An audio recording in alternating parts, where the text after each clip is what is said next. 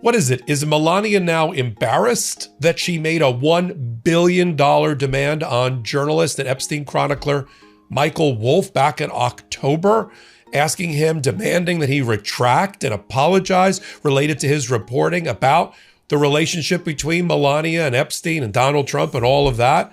Because nowhere in the new federal filing that she just made, in the case in which Michael Wolff ran to court first to have a state court judge declare that he did not commit defamation or libel, she moved it, or trying to move it, to federal court. And in those federal court filings, including in the last 24 hours, she leaves out conveniently the part about the $1 billion demand on Michael Popak. Let's get into the molecular and the nitty gritty here, shall we? On the new filings. Now, this case was originally started by Michael Wolff with a filing in October in New York State Supreme Court.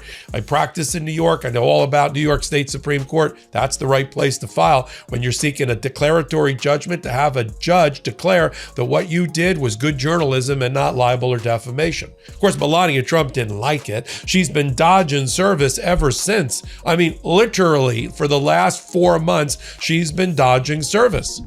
And state court judges don't like that, and federal court judges like it even less. Now, she did find a way to hire a lawyer that generally represents Donald Trump, a firm called DLA Piper, and to file a removal notice to take the case out of state court to federal court.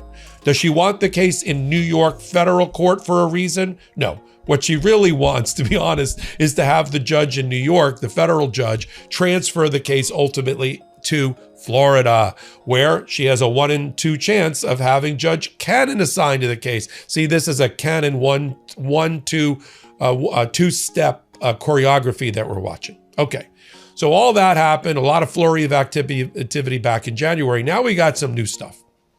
We've got Judge Vocasil, who is a Trump-appointed, yes, there's so few Trump-appointed judges in New York, but they pulled one in Judge Vocasil. And she's already showing that she's a little bit prickly about things. I mean, I don't know why she had to, in answer to the lawyers for Michael Wolff, why she had to say, I don't need to be reminded about my obligation to determine whether this court has subject matter jurisdiction, whether this is a proper diversity jurisdiction case before I rule on the merits. I was like, all right, take it easy, Judge. I mean, they're just doing their job. You're doing apparently your job in some way. And so the fight here is over different types of jurisdiction. We call a matter that comes into federal court not about a federal statute or the Constitution, but comes in about a conflict between two people who happen to live in different states, completely different states. We call that diversity jurisdiction. Federal courts take 2 types of cases in the civil arena. We'll say civil arena. Either it's constitutional or federal statutory, makes sense, or it's a state court issue, a state law issue, but it's between 2 parties from different states, and the amount in controversy is in excess of $75,000. That is diversity. That's the first level